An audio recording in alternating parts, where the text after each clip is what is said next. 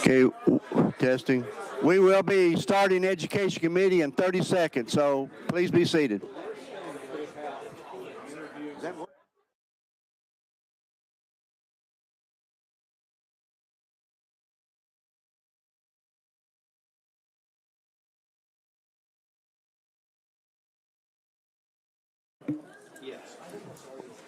Welcome, everyone. We'll begin the Education Full Committee. Welcome, everyone. And before we get started, members, do you all remember how to sign in your code so that we will have you there for any voting that might be necessary? Raise your hand and get with the clerk if you're having issues.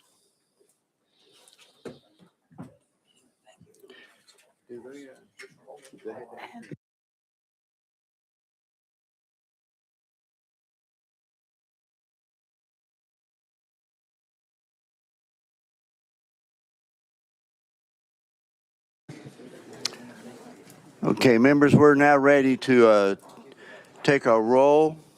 If everyone, Madam Clerk, are we ready to do that?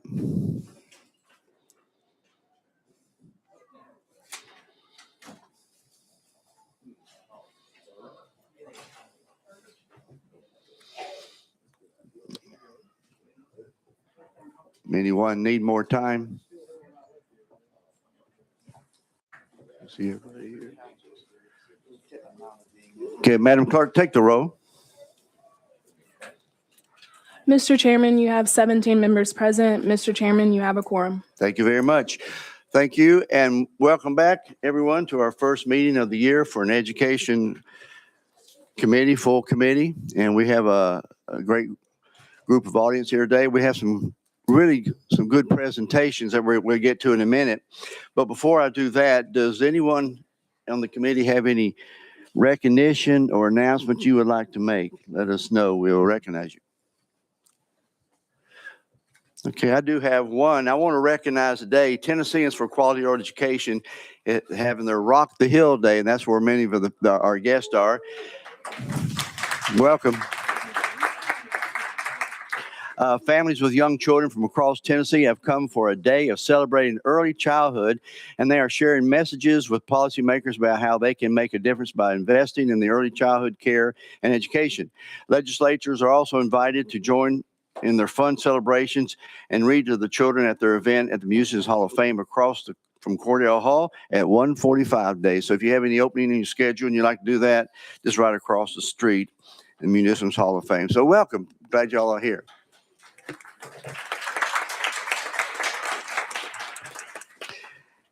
Anyone else?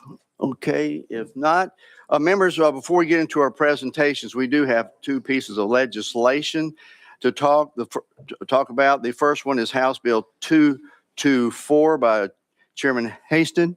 You're recognized. Second. You got a motion and a second, Chairman Haston?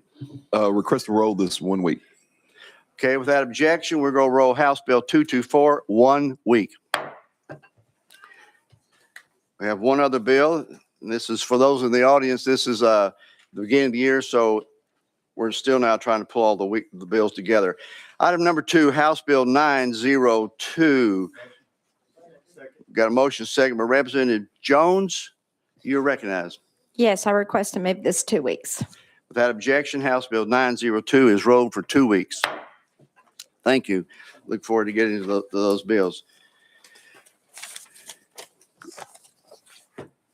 Without any further ado, members, as I said, we have some great beginning of session presentations on things that are going on and those that are involved in education. What is the first one? First of all, we have the Tennessee Higher Education Committee to talk to us about their master plan. If y'all come forward, Dr. Gentile and your team, and when you're situated, you may begin. Members, we'll have the presentation, and then after the presentation, we will have any questions you may have. You're recognized. Thank you, Chairman White, members of the committee. My name is Stephen Gentile. I'm the Executive Director of the Tennessee Higher Education Commission, and I am joined today by my Chief Strategy Officer, Amanda Clefane, and our Senior Director of Fiscal Policy, Russell Van Zomeren. Today, we're going to talk to you guys about the master plan of higher education, what we have been working on collectively with stakeholders from across the state for the last year. That was approved by my commission this past Friday on enhancing the value of higher education in Tennessee, our master plan. This is a requirement in statute that the General Assembly has placed on the Higher Education Commission to ensure that all of our institutions, all the stakeholders that touch on higher education are rowing in the same direction, that we are enacting your vision when it comes to higher education. In a moment here, Amanda's going to talk through more of the details of how we landed on this master plan. But the big question on who is this master plan for? What is this master plan for the next 10 years? What is it going to achieve? I was going to point to the many students that were here behind me just a second ago. This master plan is for them. 10 years from now, as they enter higher education, what do we want higher education to look like? For any adults in the audience behind me who's considering going back to school here the next year or two, this master plan is for them.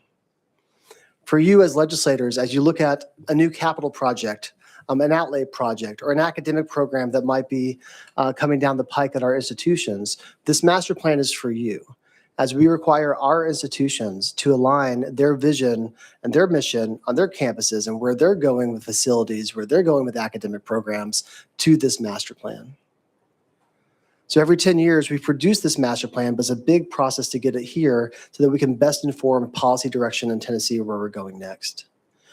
In Tennessee, we have a lot to be proud of when it comes to higher education.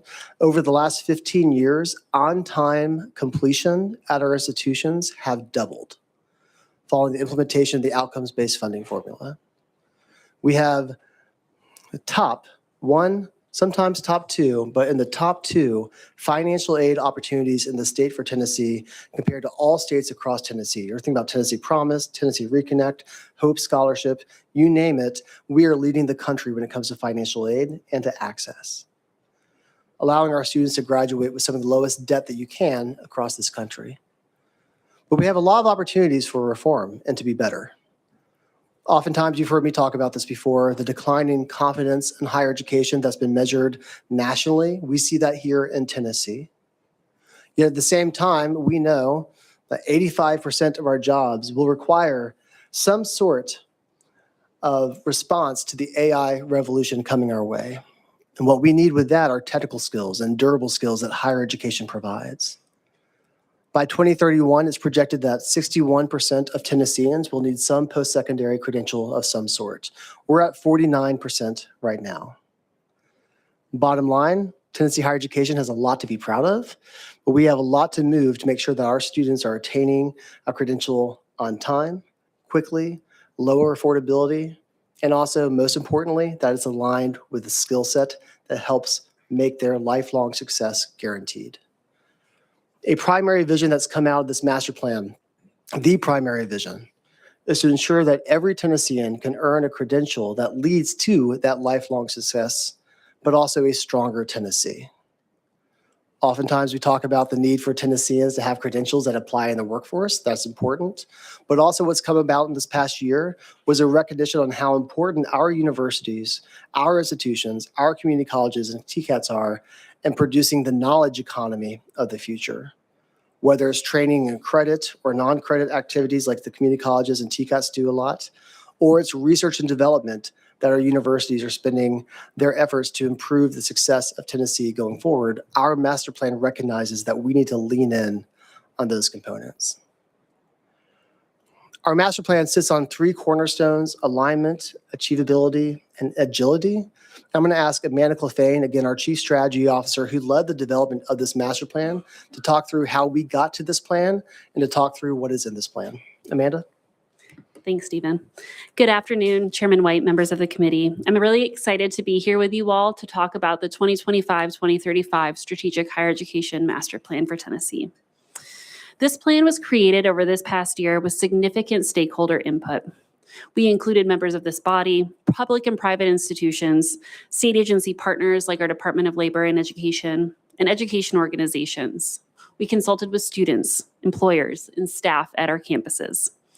This plan, as Stephen mentioned, is designed for those who shape higher education, policymakers, institutions, faculty and staff, state agencies and education organizations, to support those who are directly impacted by this plan, our students, our families, and the state of Tennessee. Again, this centers on this statement that every Tennessean can earn a credential that leads to lifelong success and a stronger Tennessee. Throughout our strategic planning process, a few themes rose to the top. The promise of educational attainment. It needs to be realized for more Tennesseans. And it's not just about the credential itself, but what it signals. A good job, a family-sustaining wage, independence. We also really need a North Star goal. And this is in recognition of the Drive to 55, which will be familiar to many in the room, which was an effective rallying cry that got both agencies, institutions, and others on the same page and rowing in the same direction.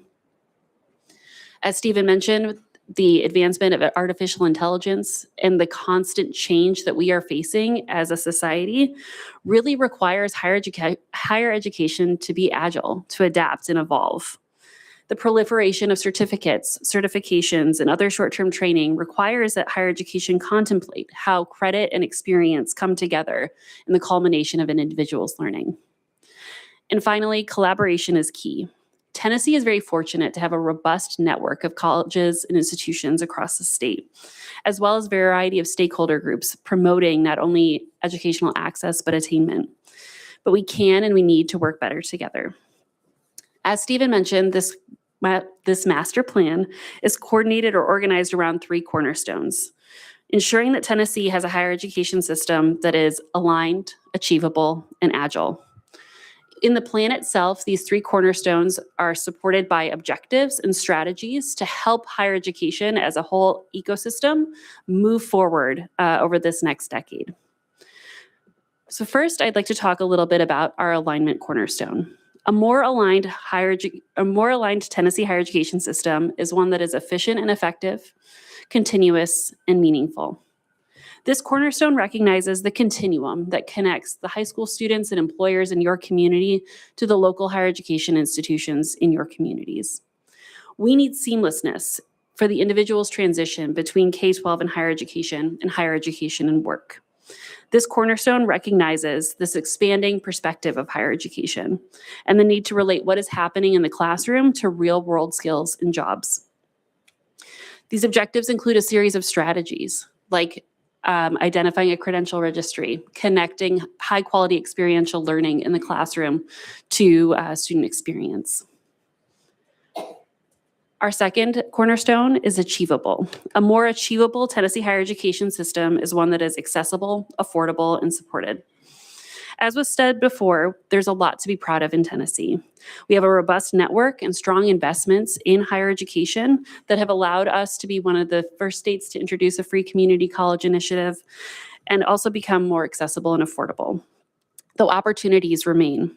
Our completion rates are not where they need to be, and improving student success will help us ensure that Tennessee higher education meets the needs of today and tomorrow. This includes a series of strategies and objectives around how we better support students not only getting to the higher education door, but through to that completion of a credential. And then finally, our third cornerstone is agility. A more agile higher education system is one that is proactive, coordinated, and data informed. Tennessee must leverage its assets and ensure that we maintain a focus on what is ahead. The rapid pace of change necessitates a structure that is regularly gathering, discussing, and acting. We need to be responsive to ensure that more Tennesseans earn meaningful credentials that are linked to in-demand jobs. These objectives include strategies that bring our enterprise together, problem solve, and leverage data to inform action. With that overview, I'm going to turn it back over to Stephen. So now for the so what of all this, the objectives and the strategies here. What does it mean to you and to your Tennesseans who turn to you with questions about higher education? Number one, the biggest thing that we heard in that alignment conversation is a need to make sure that students who start off at a TCAT or a community college or any university can seamlessly transfer on to another. We've got a lot of assets when it comes to higher education in Tennessee. We make it so that students can attend with all tuition covered by the state at a community college and TCAT, how can we ensure that students are ultimately attaining what it is that they want to when they enter into that college pipeline? 2, we heard a lot from students and from those who work in institutions, a desire to understand more about what they're taking and why it's important for their future success. If you're going to require me to take 120 credit hours for a bachelor degree, what are those 120 credit hours? How can you articulate how this is going to help me out in my career? And if we can't articulate, we need to go back to the drawing board to talk about what it is we're requiring of our students. And then 3, the state has given lots of great resources to our students and to our institutions. We're some of the best funded in the country, especially over the last 15 years. How can we ensure that that value that the state is placing in higher education is maximized? And that is to ensure that students can get through as supported as they can, effectively and efficiently, in an on-time manner. Now, to marry that to the next part of this presentation, I mentioned capital projects have to be aligned to our master plan. All new academic programs have to be aligned to the master plan. So too does the outcomes-based funding formula. As a quick review, the outcomes-based funding formula moves 100% of the state appropriations that go to our universities and to our community colleges. 100% of the operating appropriations. No other state can claim that 100% mantle. Since Tennessee has put out the outcomes-based funding formula about 16 years ago, other states have followed. In fact, I and Russell here, we routinely talk to other states about our model and how it works because they want to emulate it and make it happen in their states. And others have made great progress in doing so. That said, every 5 years, we come together as a commission with stakeholders, and Russell will talk through who the stakeholders are, to review the effectiveness of the master plan. How can we improve it? How can we make it so that institutions are responding in the way that the state sees where higher education needs to go? We're undergoing that review right now. As the master plan review came to a close, we initiated the outcomes-based funding formula review, and that will go on for the better half of this year so that you can see changes in it for next year. And I'm going to turn it over to Russell Van Zomeren here, again, our Senior Director of Fiscal Policy, to give a quick overview of the formula, what the process is for review, and then what are potential changes that might be coming down the pike. Russell? Thank you, Stephen. As Director Gentile mentioned, the formula has been around about 15 or 16 years now. It was invented through the Complete College Tennessee Act, which passed in 2010. And what happened at that time was somewhat novel, somewhat innovative, imagining that we would fund our higher education system not based on the number of students who enroll at our institutions, but instead based on the number of students who graduate from our institutions, right? Tennessee was the first in the nation to take this approach. Since then, as Director Gentile mentioned, we've got over 30 states that are copying the Tennessee model, right? This principle that state funding will flow towards institutions who are producing greater outcomes, greater levels of student success, providing more workforce-ready employees has been the bedrock of Tennessee's fiscal policy over the last 15 or so years. The formula itself measures things like how many freshmen become sophomores, juniors, and so on. There are metrics in there for efficiency, so how many students graduate within a certain time frame. Of course, the number of degrees or awards created at our institutions, and so on. These outcomes serve essentially as a contract between the state and the institutions. And so we will go through the process of outlining with our statutory review committee, what are the things that we want to reward institutions for producing. Those things need to be in alignment with state needs, workforce needs, and of course, the state's higher education master plan. You can see that up on the screen here, both some of the requirements that we have to align with in statute and the list of individuals who will help us think through what the next iteration of the formula should look like. There's a pretty broad swath of policies that we're looking at for this review cycle. I want to highlight just two of them that have come up from our meetings with this review committee over the last few months. On the left there, you'll see on-time completion. One of the metrics in the outcomes-based funding formula is a count of the number of students who graduate within a certain time frame. Currently, that time frame is 6 years. One of the things we've heard from this body, we've heard from Director Gentile under his leadership, we've heard from our commission is a desire, a need even to be hyper-focused on on-time completion. And in alignment with that, we think it's due time that we adjust the formula to recognize 4-year graduation instead of 6-year graduation. On the right, you'll see our workforce investment premium. This premium's only been in the formula about 4 years now, and what it does is recognize the reality that Tennessee needs more of some degrees than others. And so right now, what's in the premium is essentially STEM awards or awards that happen in healthcare. As institutions produce more of those types of awards, greater state funding will flow towards them. What we want to do every 5-year cycle and maybe even annually is go through the list of awards that are eligible for this premium, make sure they still meet state needs and workforce needs.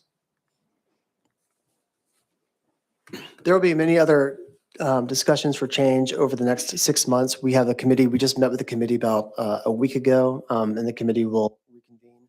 Much like we did with the master plan, our team met with members of this committee in a one-on-one basis. We will do so with you, Chairman White, as you see fit for this committee as well. We want your input and direction and guidance on where we go with this formula.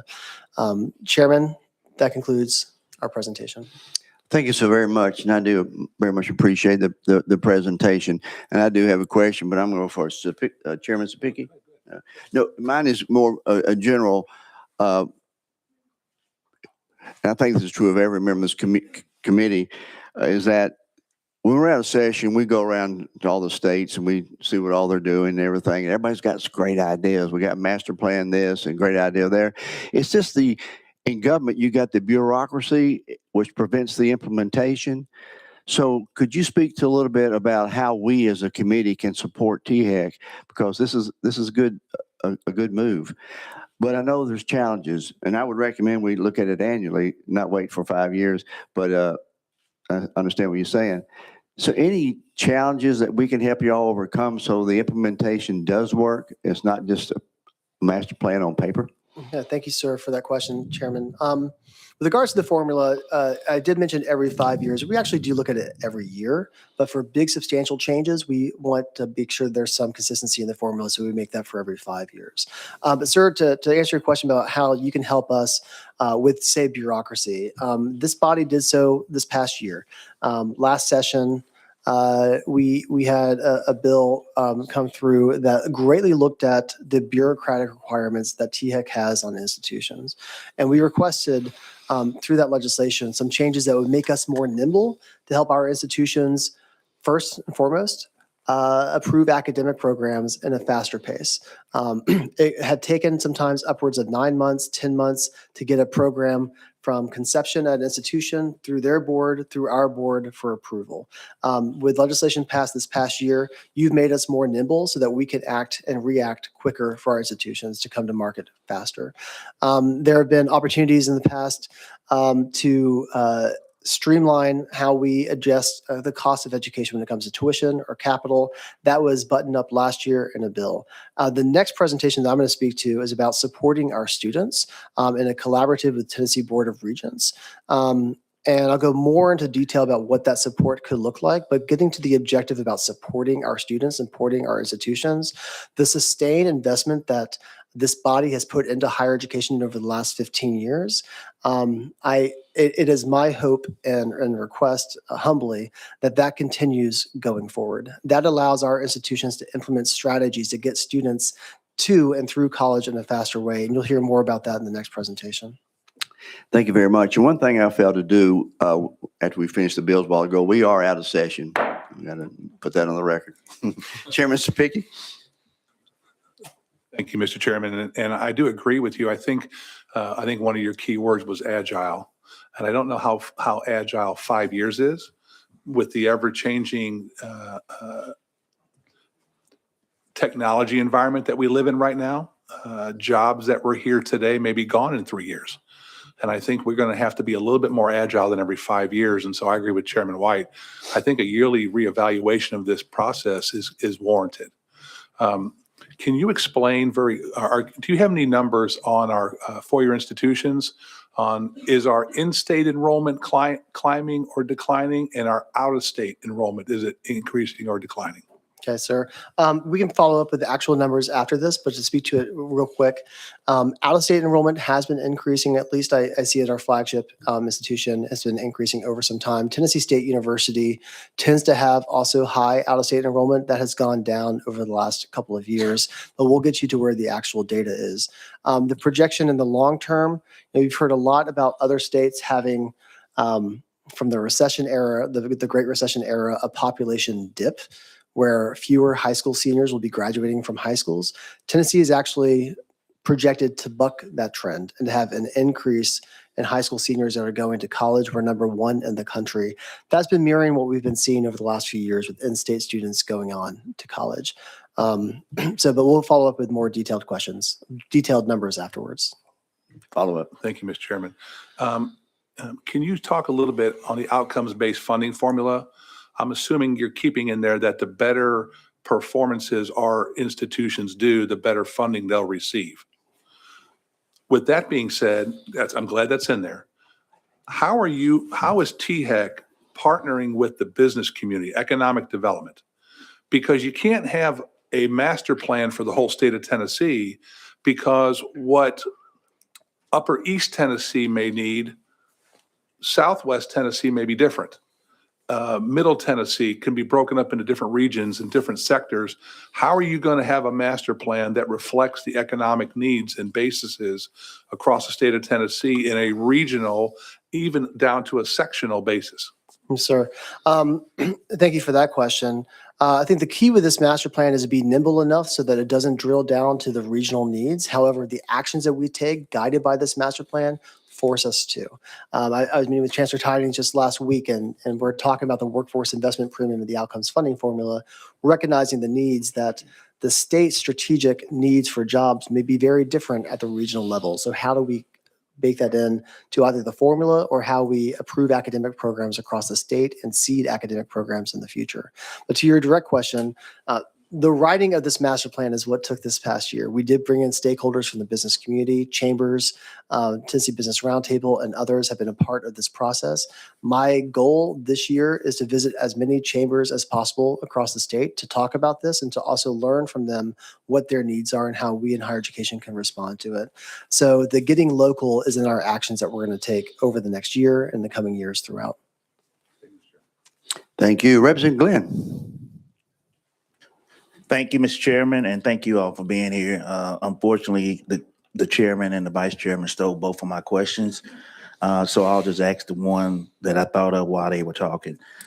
Job placement. I know individual colleges track job placement. Do you track it overall statewide to just kind of see if your master plan is really putting people in the workforce? Is that something you all do? Yes, sir, we do. In fact, it's a part of our outcomes-based funding formula. That is an outcome specifically in the community college sector is number of placed graduates and jobs coming out.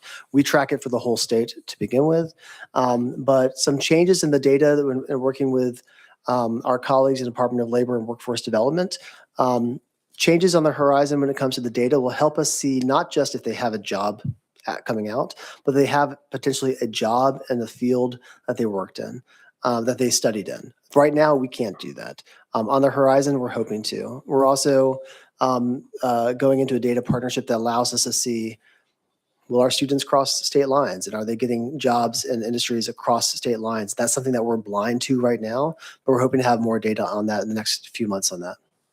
Follow up. Thank you, Mr. Chairman. Second question. What about salary, though? Are you able to kind of track that salary for that particular job? Is it average across the country, or is it below average? Are you able to track that as well? We are able to track that. We're able to track that with the current data that we have here in Tennessee, and with our data partnership, we're hoping to track that as well across state lines. Representative Hakeem. Thank you, Mr. Chairman, and thank you all for being here. I'm trying to, well, I won't be offensive, but I didn't want you to think anything I asked might be interpreted that. Stakeholders, beyond businesses, I guess business owners or types of businesses, who do we consider stakeholders? I mean, have you been talking with politicians as well as business people, or who do you talk to?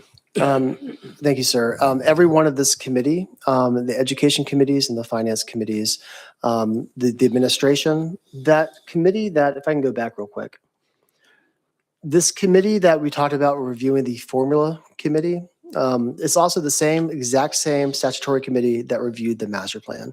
So the stakeholders up here, Commissioner of F&A, State Comptroller, the chairs of the House Education and Finance and their Senate side. Those are all prescripted and they've met many times last year. But we also met with students. We met with faculty. We met with staff at institutions. We met with K-12 personnel who are in the classroom, who are also supporting the classroom, superintendents too. Those in the workforce, not just business owners, but the chambers, Tennessee Business Roundtable. We had a lot of listening tours this past year to influence where this is. Hey, Mr. Chairman. Follow up. All right. Are we, in this instance, focusing more on what the young people will do as a trade or an area of work? Are we, as part of this, I guess, striving to make them well-rounded young people and you know, having a viewpoint maybe broader than what they had when they came in as to society as a whole? Yes, sir. In fact, one of the last major edits that we did this master plan, it came from one of our commission members, Bob Smith, who was asking some questions about this. We went all in the original version of the master plan, talking about the need for technical skills, especially with AI on the horizon. But what members of our commission and other stakeholders said, like, we also need to recognize what we might call durable skills, critical thinking, problem solving, et cetera, communication. Commissioner Thomas in the Department of Labor Workforce Development calls them power skills. And we actually wanted to be sure that we weren't missing that in our master plan. And that's what makes higher education, gives the ability to Tennesseans to not just get that job, but sustain their career through the ebbs and flows that come are those durable skills. So that's important to us and inherent in higher education and in this master plan. Thank you. Chairman Bond.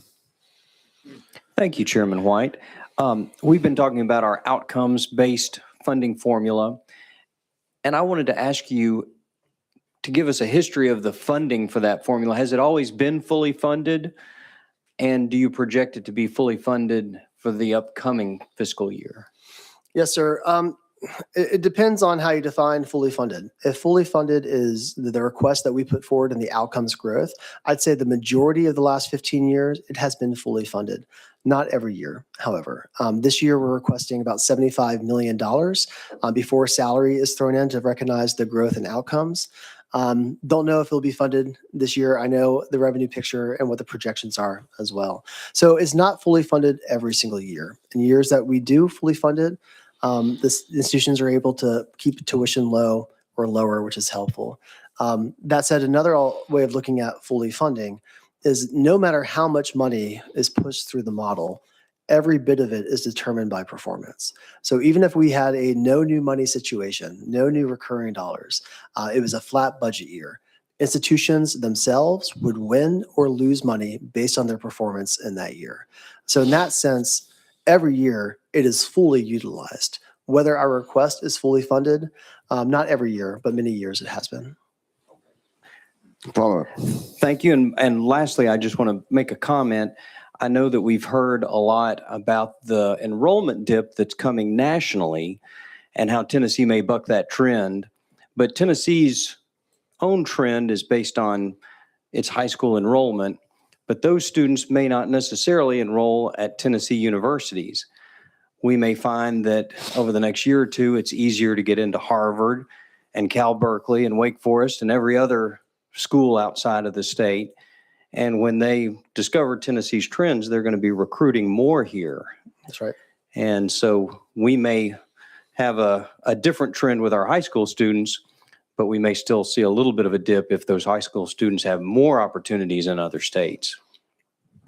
Yes, sir. That's absolutely correct. The national depression of high school seniors graduating will impact our institutions for that exact matter, for the heightened recruitment.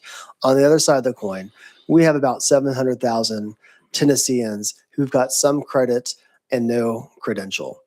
These are adult learners. And so our focus needs not be 100% on those high school seniors. How we can better serve adult learners, which is also inherent in our master plan too, can be a better way to provide some ballast to potential declines in the long run.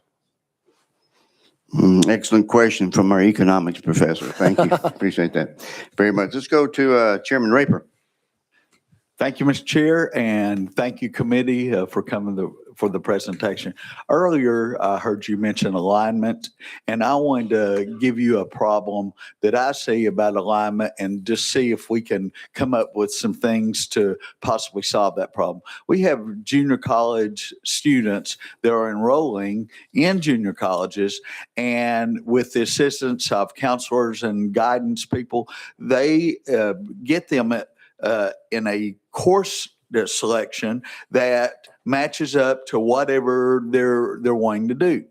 Whether they obtain a major or not, I don't know. But my point is this: how can we further along the process of going from junior college, having a degree there, associate's degree, and getting to the point of a university, four-year school, and they not having to go there and say, well, this course is not accepted, this course, and really and truly, overall, they're wasting their time on some courses at junior college, and somehow we need to track them into areas where they are definitely accepted. So, Yes, sir. That's a major hallmark of our master plan right there, is making sure that transfer and articulation is working sufficiently across our institutions. 15 years ago, the Tennessee transfer pathways were put into place to help students have that pathway from community colleges to universities. Over the years, a lot of exceptions to those pathways accumulated, and we've been hacking through those exceptions over the last 2 years. Our ideal is to get those down to zero. We're on our way to doing so, to make sure that students know their credits will transfer. We do have a request into the to the administration, the General Assembly this year, that would provide us technology to make it transparent for all students to know what articulation agreements exist between all of our institutions that can lower the information barrier and increase information. And third, to the articulation, there's been some institutions who've been leaning into providing technical transfer pathways. Maybe a student receives an Associate of Applied Science from one community college that doesn't necessarily have a partner at the universities. We're looking into leaning into that. In fact, we have some proposed legislation this year that will define what a technical transfer pathway is so that students can better articulate to universities. So we're all in on solving that exact issue. Yeah, I think that's one of the key things. We do nothing else but that we have people line up their credentials to finish that degree. Goes a long way. The other thing I just want to point out to the committee, we also have around 600,000 Tennesseans who don't have a high school diploma. And so we're trying to figure out how we can help them so that they can get into the higher education field and get into the workforce. Representative McKenzie. Thank you, Mr. Chair. And appreciate you all being here as well. And to kind of build on those last two lines of questions and questioning, I'm focusing on your on-time completion. So that's kind of the background why I'm asking these questions. And it's how closely are those transfer paths aligned? Are you finding that if someone completed a class in an associate's path, and they got to be in that class, are they B level students in that 4-year class, or is that causing them a delay in that on-time completion process, a model? And then my go ahead and ask my second question. And that on-time completion model that you've been looking at, other than moving funds around from higher performing to poor performing schools, what other tangible things have you all gained from evaluating these? What have you done to improve those on-time completion models at our universities? Okay. To that first question, does a student having a B in one course align to get success in universities? I don't have data to pull out right now to answer that. We'll look into that afterward and follow up with you directly on it. But to the general question about, when students transfer, Are they able to transfer all their credits in? Are they prepared for what's next to their university? One thing that we're looking at, first of all, what we do know from our transfer and articulation report is that students who do transfer tend to be quite successful in getting their bachelor degree if they successfully transfer in to that university. So that's good, but we can always build upon that. Second, for students who maybe have been out for a couple of years or 3 years, we're looking into the phenomenon of stranded credits that were kind of tossed off to the side that are not applicable to their next location. How can we reduce those stranded credits or to make them actually applicable to their credential? Those are the things that this process has put the focus on for us to lean into when it comes to mitigating the transfer loss that occurs. We'll follow up with more data afterwards. To the second question about other things that we can do to support students, we are leaning in on on-time completion. I've been saying that now since I've been in this role for 2 years. We see it here. I do get pushback from institutions about that, saying that there are a lot of students who start off full-time, go down to part-time. It is hard for them to graduate on time. And when I say we must still focus on it, I am not disregarding that it might be difficult or that there are students who have real life situations that makes it difficult for them to graduate on time. How do we lower the barriers for them? Is it through active coaching that you're going to hear more from TBR here on aligning so they know exactly how to make their way through that college? Is it for emphasizing, making it easier to take summer classes? Students come to institutions with true barriers, and it's not always the institution's fault that they're not getting through on time. But we need to identify what those barriers are to help reduce and make it easier for them. And that's what this master plan focuses on. And you'll hear in the next presentation as well. Thank you. Chairman Piggy? So follow up on a couple things you said that piqued some interest here. Why wouldn't THEC create in our four-year institutions an associate's benchmark that once you are a certain way through a four-year institution, you automatically lock in the associates and you continue on towards your bachelor's? Is that possible?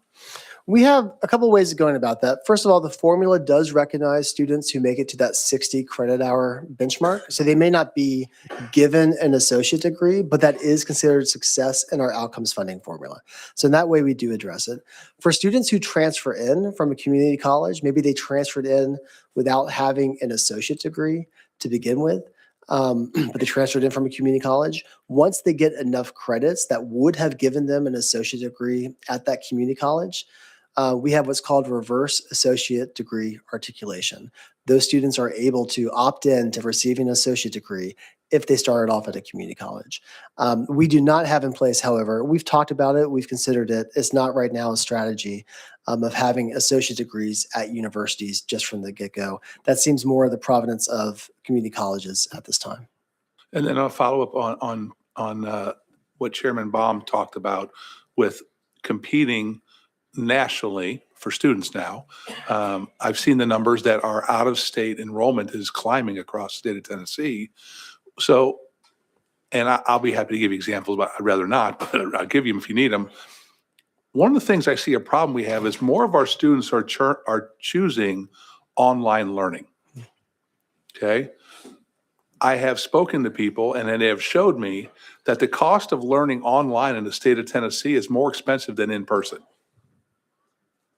We have got to get that fixed because with the way the workforce is right now, people want to have flexibility to learn as they want to.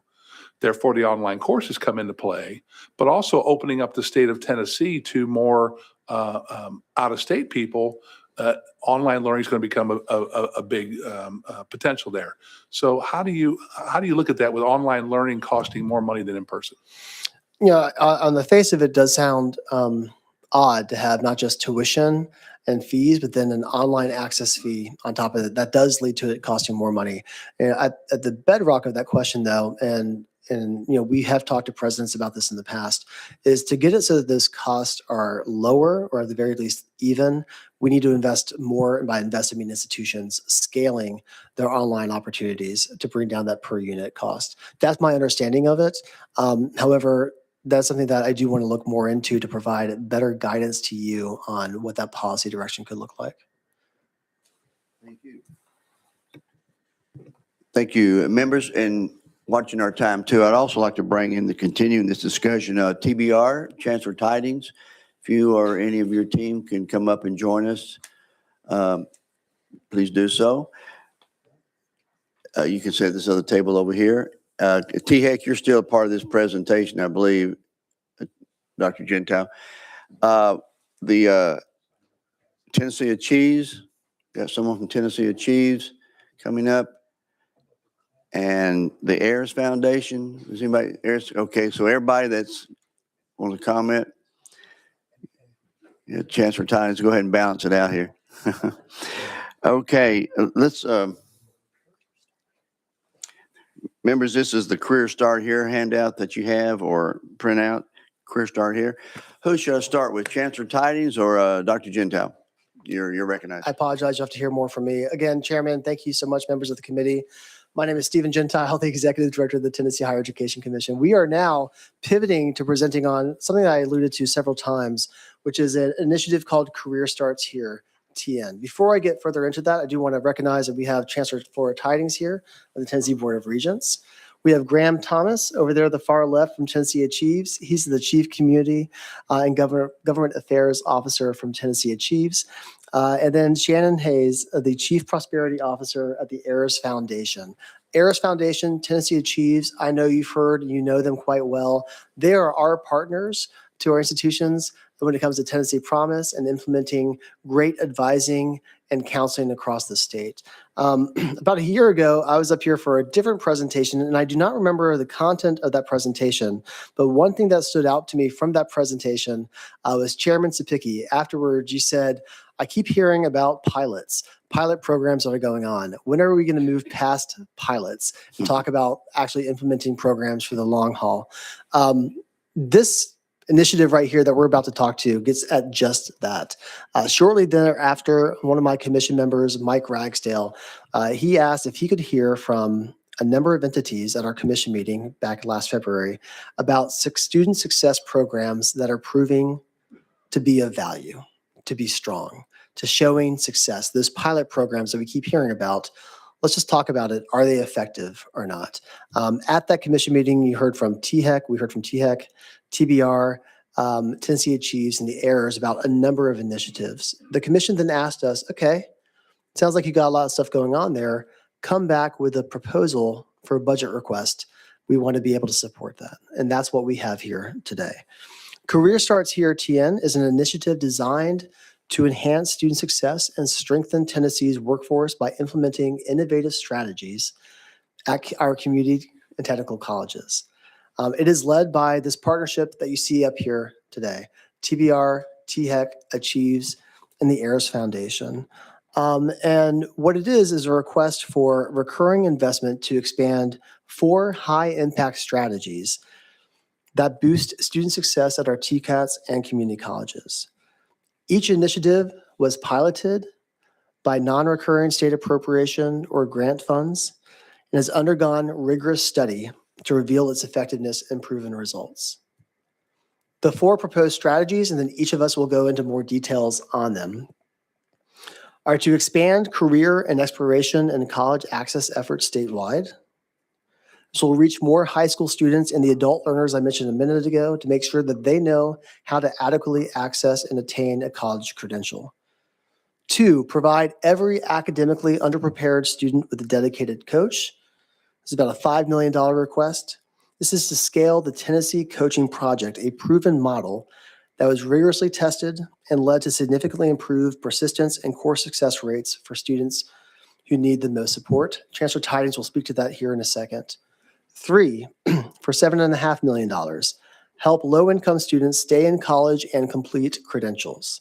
This is for Achieves and the Ayers Foundation. This is to extend the completion, coaching, and grants to support low-income students and cover essential costs beyond tuition, such as books and transportation, by extending a proven pilot model that has improved student persistence. And last but not least is to fuel the next wave of innovation, how we keep being more agile going forward for student success and workforce development. This would launch the TBR Innovation Lab to support campus-led pilots, including the use of AI and advanced technology to improve outcomes. This is a funding request of $500,000 in recurring. So to that first one, to expand career exploration and college access statewide.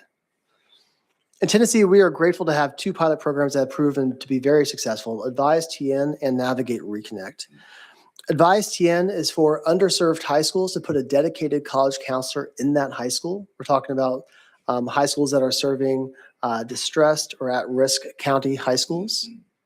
Right now, this program serves 4,000 students and has shown to increase college-going rates at those high schools by 6% compared to their peers.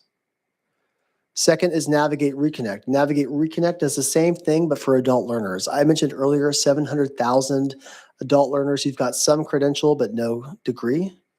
Our Navigate Reconnect team is across the state of Tennessee and partners with Labor and Workforce Development and TBR and other entities to help students who are considering going back to college or starting off college to begin with to get that Reconnect scholarship and access it.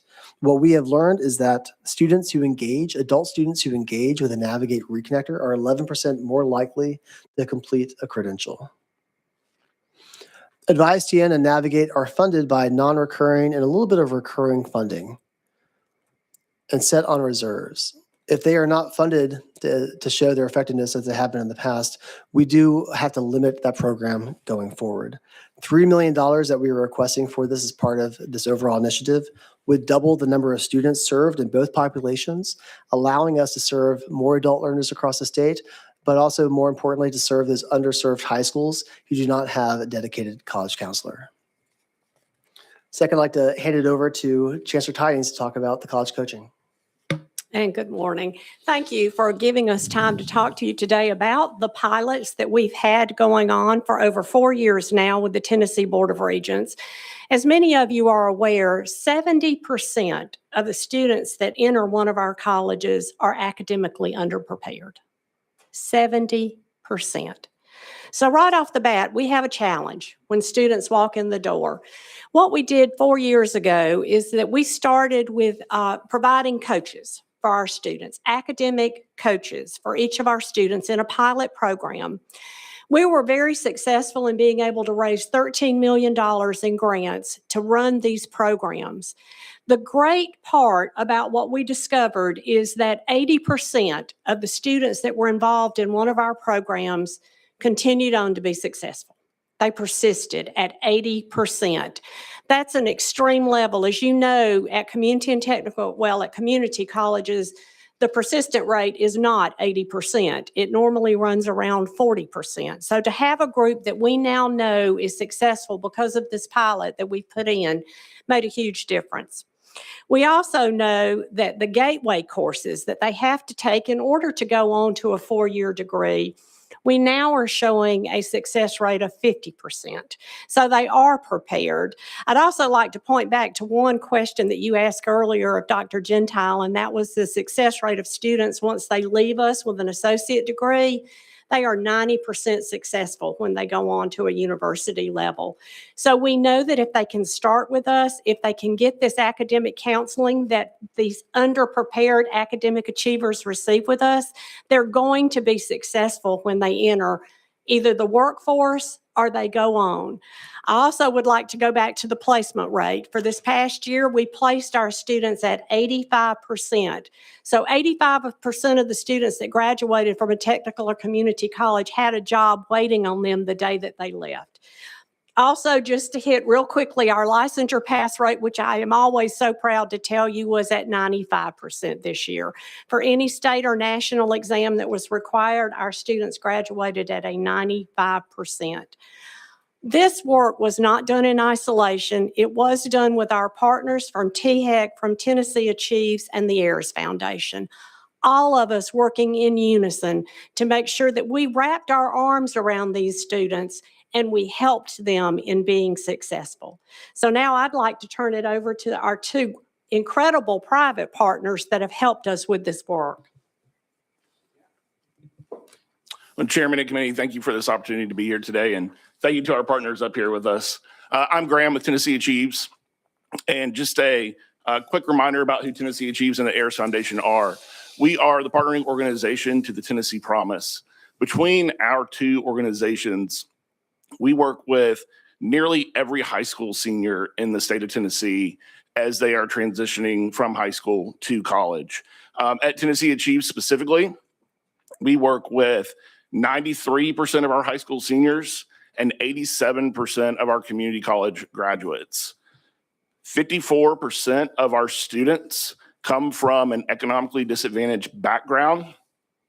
89% of our students come from a vulnerable student population. We this year are celebrating our highest graduation rate in our nearly 2-decade history. Our graduation rate this past year increased from 37 to 42%. A major contributing factor to that is the reason that we're here today, is to talk to you about our Complete Coaching and Emergency Grant Program. Our Complete program combines the non-financial support of a coach with emergency grant funding to provide additional financial support.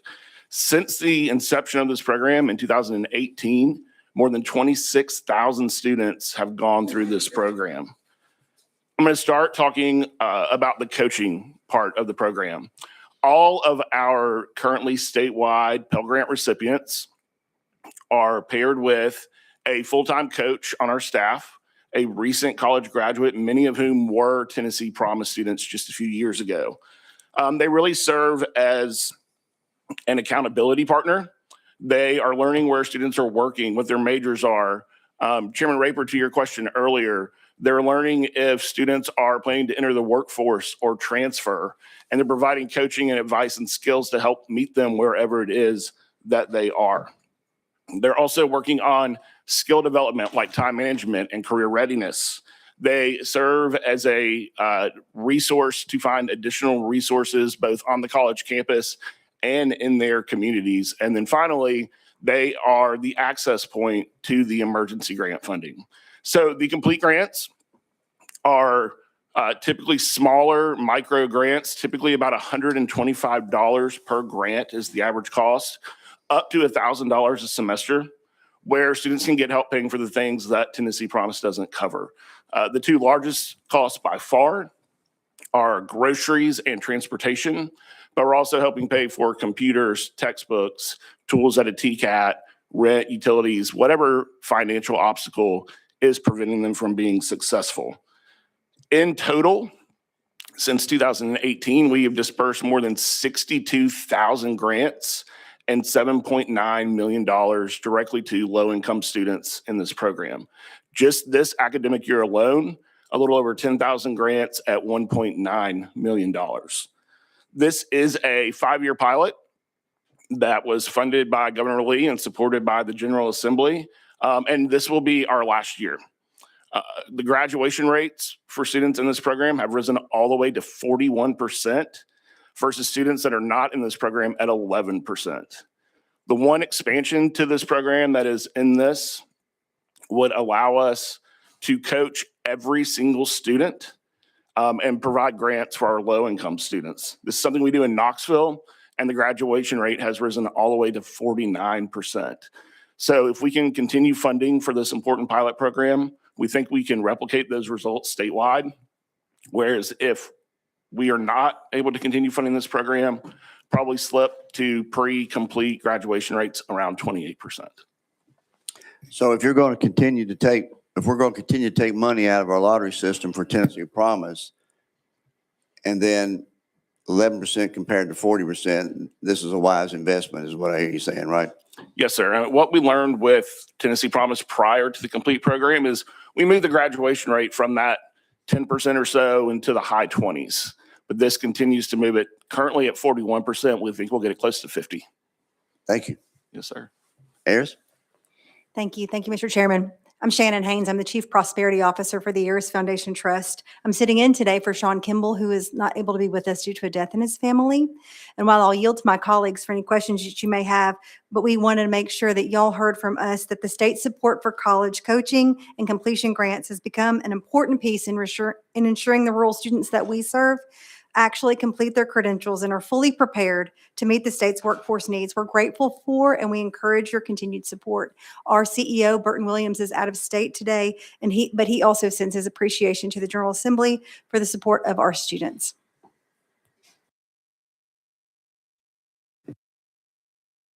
Dr. Gentile?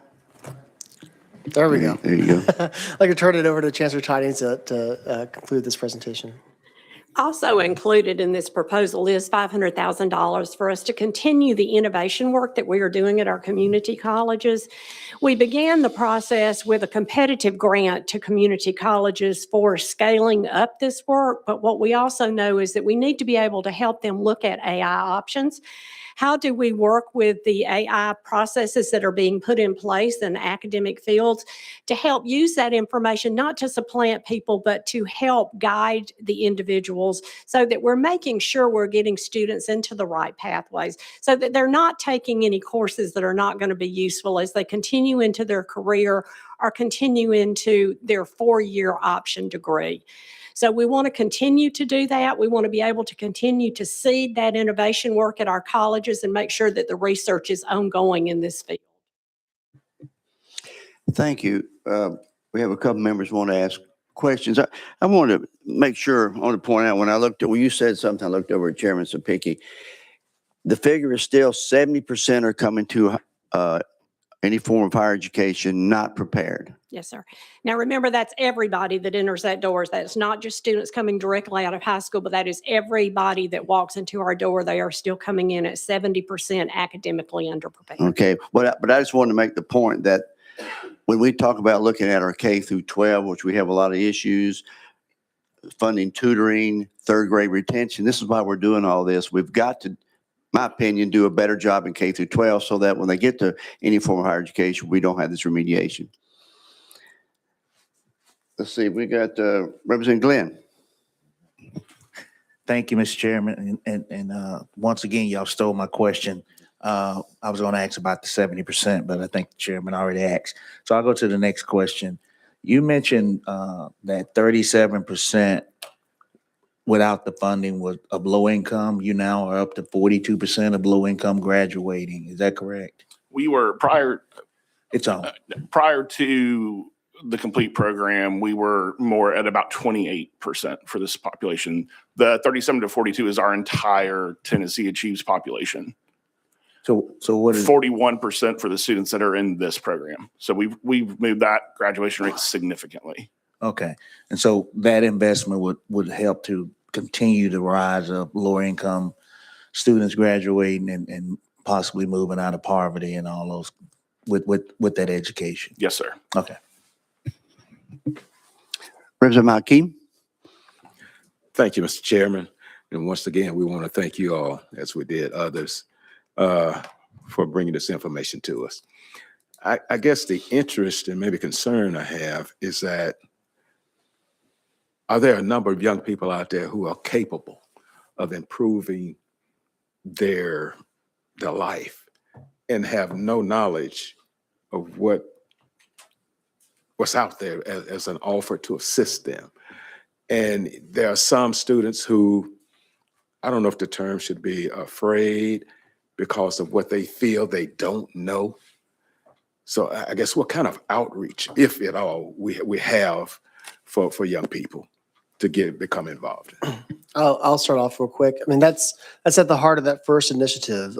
Advise TN was specifically recognizing, so I used to be an admission counselor traveling the state, and I recognized that there were some high schools that had a dedicated college counselor. They tend to be more affluent high schools, and others that had none.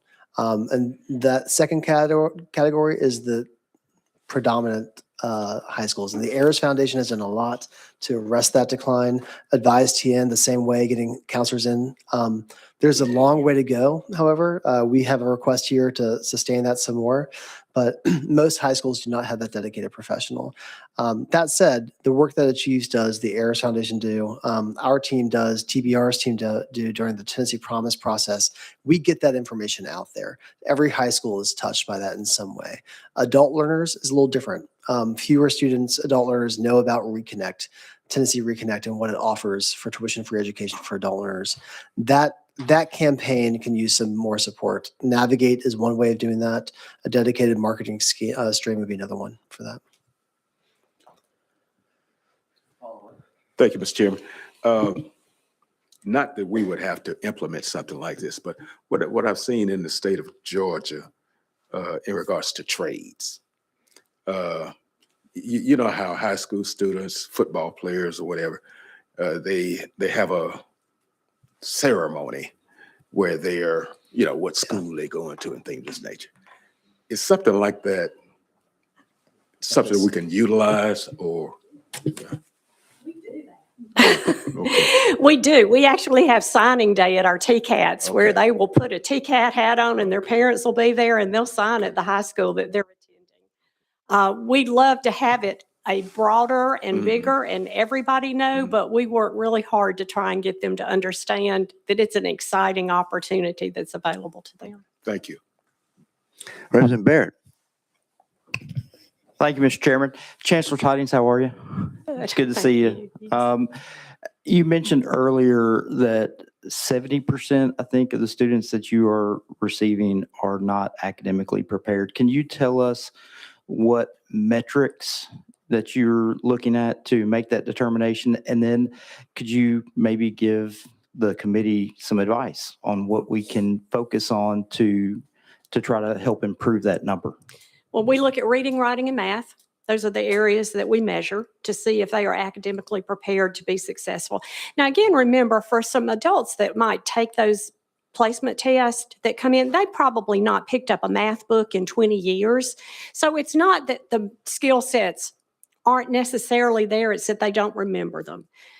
So that's what we're doing with this career coaching. We're helping them get those skills, shore up where they don't have the knowledge set that they need to be successful, and make sure that we are not blanketing a student with a developmental course tag.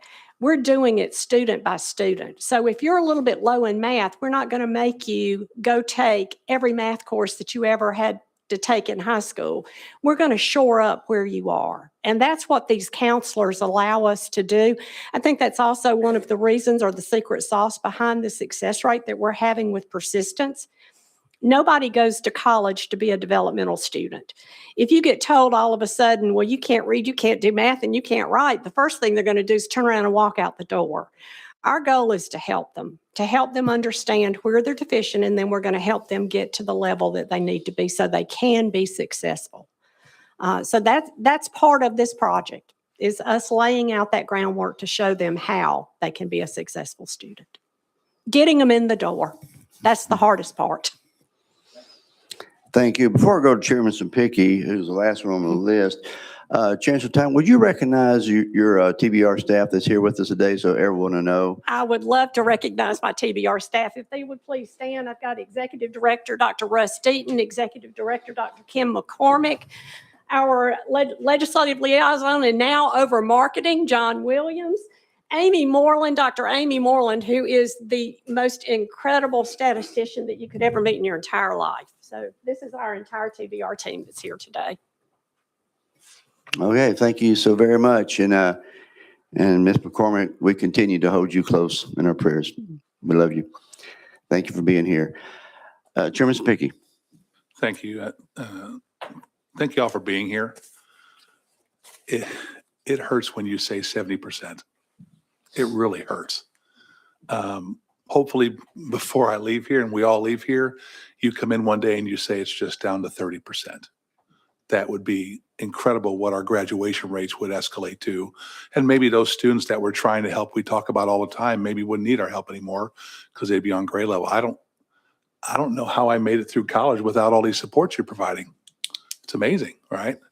For what it looks like is you're taking the pilot programs that you have the statistical data to show have been working for our students. You want to implement them statewide. Is that a correct statement? Thank you. Is this a request that we're going to see in the governor's budget, or is this a request that's going to come through the General Assembly? It is a request that we have proposed to the administration in that direction, but we don't know what's going to be in the governor's budget. And then if it's not in the governor's budget, I'm assuming you're going to come back to this committee Yes, sir. and ask us to get behind this bill. Is that correct? Yes, sir. And we had very good success last year, Mr. Chairman, about taking an idea and making a committee bill.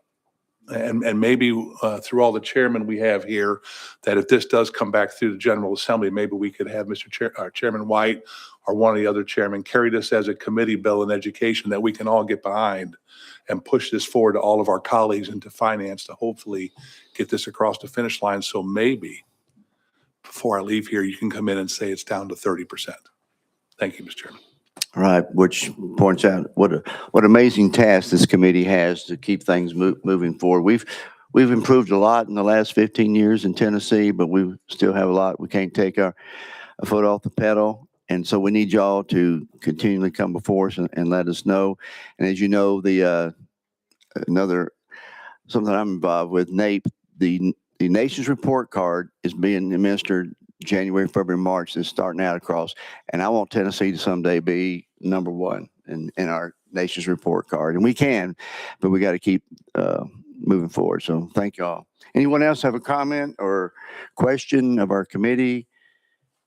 Seeing that, thank you all so much for your time and effort in putting all this together. Thank you very much.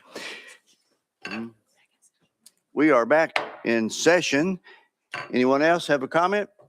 Chairman Spicky? Thank you, Mr. Chairman. Members of the committee, if anybody would have an objection to maybe handling this as a committee bill, if you'll get with Chairman White and just let him know privately, okay? And then we'll try to address it from there. All right, thank you. Excellent. That objection, we are adjourned.